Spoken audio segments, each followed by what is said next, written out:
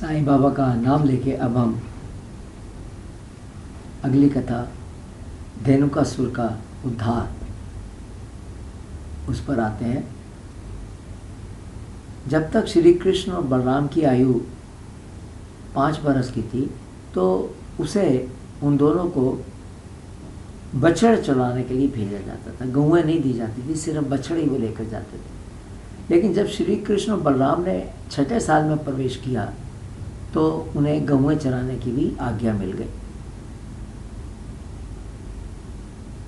एक दिन जब वो गौएं लेकर गए तो उनके दोस्तों ने कहा, साथ में जो उनके और गवाले दोस्त गए थे, उन्होंने कहा कि पास में एक वन है, उसमें बहुत फल लगे हुए हैं, पके हुए फल, मीठे फल, लेकिन कोई उन्हें तोड़ नहीं सकता क्योंकि वहाँ पर एक धेनुकासुर नाम का दैत्य है जो और दैत्यों के साथ अपने परिवार के साथ उधर रहता है और जो भी उस जगह फल तोड़ने के लिए जाता है उसको वो दैत्य मिलकर मार देते हैं। अब श्री कृष्ण के 3 बहुत प्रिय मित्र थे। एक सिरिधमा, दूसरा सुबाला और तीसरा सतोका कृष्ण। इन तीनों ने फलों के लिए बहुत जिद किया, कहने लगे कि ये फल तो हम जरूर खाएंगे, इतने मीठे और पके हुए फल हैं, इनको कैसे छोड़ सकते हैं। तब उन सब अपने दोस्तों को वहीं पर छोड़कर श्री कृष्ण और बलराम ने उस वन में प्रवेश कर लिया और जहाँ पर फल लगे थे वहाँ पर तोड़ने के लिए वो पहुँचे। सॉरी, उन्हें आया देखकर जो धेनुकासुर राक्षस था उसने गधे का रूप धारण किया और वहाँ पर उन पर हमला किया, उनको मारने के लिए हमला किया। तब बलराम जी ने उसको, उस राक्षस को, गधे के रूप में जो राक्षस था उसको पकड़ा, पाँव से पकड़ा और फिर उसको थोड़ी लड़ाई के बाद उसको मार दिया। बाद में उन दोनों भाइयों ने, श्री कृष्ण और श्री बलराम ने मिलकर उस राक्षस के परिवार वालों को भी मार दिया।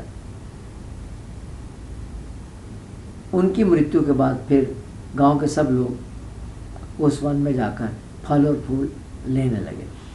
यहाँ ये बताना ज़रूरी है कि पहले जितने भी राक्षस श्री कृष्ण ने मारे थे बचपन में, जैसे पूतना का वध किया, बकासुर को मारा, अगासुर को मारा, तृणावत को मारा, ये सब राक्षस कंस ने भेजे हुए थे और कृष्ण को मारने के लिए भेजे थे और कृष्ण ने उनका वध किया था। लेकिन धेनुकासुर को कंस ने नहीं भेजा था, वो वहाँ उस जंगल में रहता था और इसका वध बलराम ने किया था। अब यहाँ पर एक दूसरी कथा भी है। कथा इस प्रकार है कि यमुना नदी के पास ही एक झील थी जिसे मधु झील के नाम से जाना जाता था। इसमें कलिया नाम का एक भयंकर नाग सांप रहता था। उसका जहर इतना भयंकर था, इतना ज़्यादा था कि उसने पूरी झील के पानी को जहरीला बना रखा था। जो भी उस पानी को पीता था वह तुरंत मर जाता था और वो इतना जहर था, उसके अंदर इतना जहर था कि जो पंछी भी उस झील के ऊपर से उड़कर जाता था वो भी मर जाता था। अब एक दफ़ा श्री कृष्ण और उनके दोस्त उस तरफ निकले, वो खेल रहे थे, गौएं चरा रहे थे। तब उनके दोस्तों को कुछ प्यास महसूस हुई तो गैया थी साथ में, वो भी प्यासी थी, तो वो पानी पीने के लिए मधु झील में की तरफ चले गए और वहाँ जाकर उन्होंने वो झील का पानी पिया, तो पानी पीते ही सब मर कर गिर गए, वहाँ गिर गए, सब मर गए। अब थोड़ी देर तक जब ये कृष्ण ने इनका इंतज़ार किया, श्री कृष्ण ने इन बालकों का, गैयों का इंतज़ार किया, जब वो नहीं आए तो ढूंढते ढूंढते वहाँ पर पहुँचे तो उन्हें देखा कि सब बालक और गैयाँ वहाँ पर गिरे पड़े।